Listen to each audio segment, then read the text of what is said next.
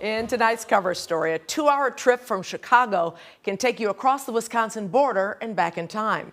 There's a piece of century-old transportation history from the Windy City, still riding the rails. Yeah, you may know East Troy, Wisconsin is the home of Alpine Valley, the main attraction, but we sent WGN's Mike Lowe to see the village's train attraction.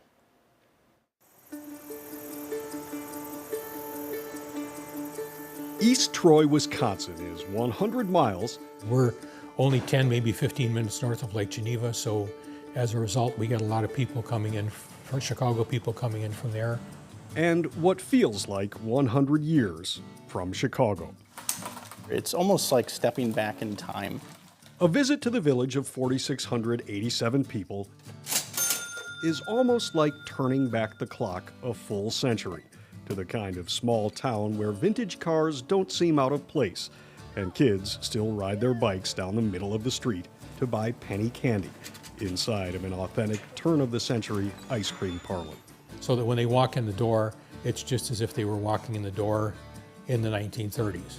It's also one of the last places you'll find a railroad conductor all aboard! Echoing the same plea to passengers that was heard in 1907, when rail cars first rolled through here 117 years ago. This is the East Troy Railroad Museum, a transportation time capsule featuring the streetcars of Milwaukee. So we have over 30 pieces of historic equipment. Average age is somewhere in that 80 to 100 years old. And they're all electric, which is what makes this really unique. We're actually the last little piece of a 385-mile interurban network in the state of Wisconsin. Way before the interstate existed, you rode the train. And so in 1907, this railroad came out, and we're still operating on the original overhead wire and track. The museum showcases a train station that was once a substation. Originally, this brought electricity into the town. Before this railroad came out, there just wasn't any electricity here. So not only did this building power the railroad, but also all of the town itself. But behind these barn doors. So we have about 30 cars, about 19 of them are in operation. There's at least 15 in this barn right now. We have 3 Chicago CTA cars. Chicago transportation history still lives on the lines. After the mid-70s, they went to several different museums. When we ended up getting them, we restored them. We've repainted them, and they are working fabulous. We use them for a lot of our charters and a lot of our weekend rides. This century-old CTA L car, dubbed the Evanston Express, was used from 1924 to the mid-1970s. And now the 52-seat restored rail car rides the Wisconsin countryside. There are 30 trolleys in rotation, including a number of 1920s South Shore Line cars that ran from Chicago to Gary, and the museum's central showpiece.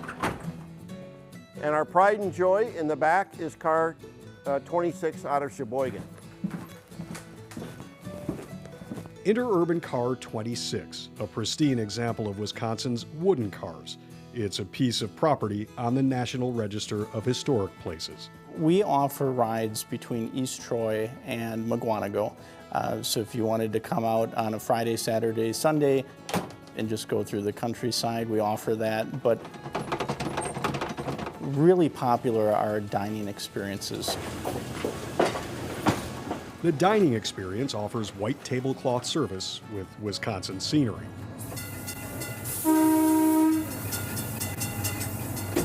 While we're in motion, I ask you to remain in your seats. I see families come here, and I see the look on the kids' faces as the train whistle blows or the compressor starts.